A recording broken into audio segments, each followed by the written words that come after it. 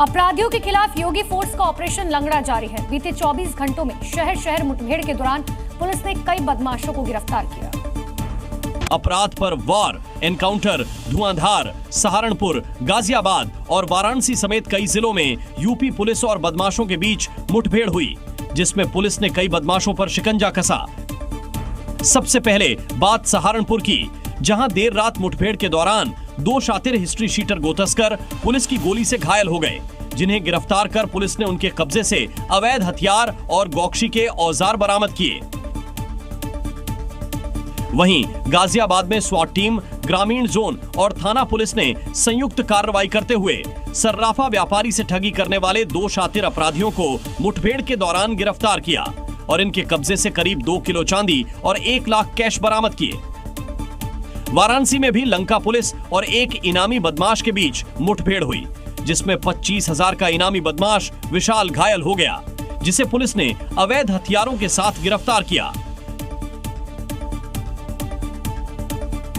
शहर UP police के operation लंगड़ा से बदमाश गैंग्स की नींद उड़ी है। योगी फोर्स अपराधियों पर काल बनकर एक्शन कर रही है। अब बदमाशों में यूपी पुलिस को देखते ही डर बैठ गया है।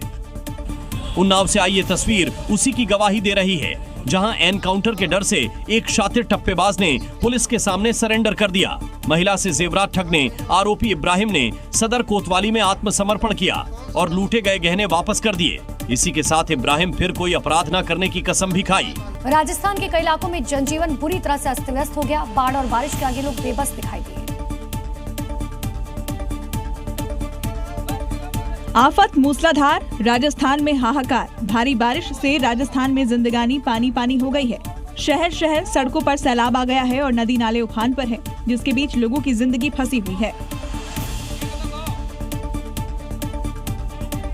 धौलपुर से रोंगटे खड़े कर देने वाला एक वीडियो सामने आया है। बारिश के बाद उफनती नदी में एक ट्रक बह गया।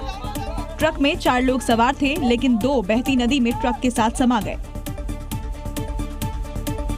हैरानी की बात यह है कि दोनों ने ट्रक को नाव समझ लिया और उसी पर सवार होकर नदी पार करने की कोशिश की, लेकिन जो हुआ वो दिल दहला देने वाला था।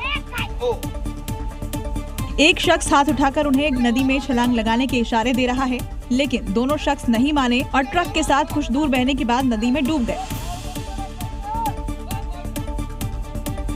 आसमानी आफत से चूरू में तो हालात और भी ज्यादा गंभीर हो गए हैं, जहां कई इलाके टापू में तब्दील हो गए हैं। गांव से लेकर शहर तक हर ओर पानी ही पानी नजर आ रहा है। शहर की गलियों में कमर तक पानी है। पुलिस थाने से लेकर चौक चौराहे तक सब कुछ जलमग्न हो चुका है। पिछले 48 घंटों से हो रही मूसलाधार बारिश की वजह से लोगों को भारी परेशानी का सामना करना पड़ रहा है। मजबूरी ऐसी, डूबकर इस पार से उस पार जाना पड़ रहा है, तो कुछ लोग तैरकर सड़क पार कर रहे हैं। मध्य प्रदेश और बिहार से हैरान और शर्मसार कर देने वाली तस्वीर सामने आई। आफत के बीच अब सरकारी सिस्टम की बेरुखी ने लोगों की मुश्किलें बढ़ा दी, क्योंकि बिहार के जमुई में गर्भवती महिला को अस्पताल ले जाने के लिए सैलाब में उतरना पड़ा। परिवार वाले महिला का हाथ थामे नदी पार करने की कोशिश कर रहे थे। न सड़क न पुल। जमुई के चकाई गांव में लोग आज भी इसी तरह अस्पताल जाते हैं। न इन्हें सरकार की तरफ से कोई मदद मिलती है और न ही यहाँ के विधायक सांसद इनकी सुध लेते हैं। इन्हीं हालातों में मध्य प्रदेश के शहडोल में भी एक गर्भवती महिला किसी तरह नाव से अस्पताल पहुंची, लेकिन जब उम्मीद थी कि सरकारी मदद मिलेगी, तब सिस्टम ने मुंह फेर लिया। Zee News।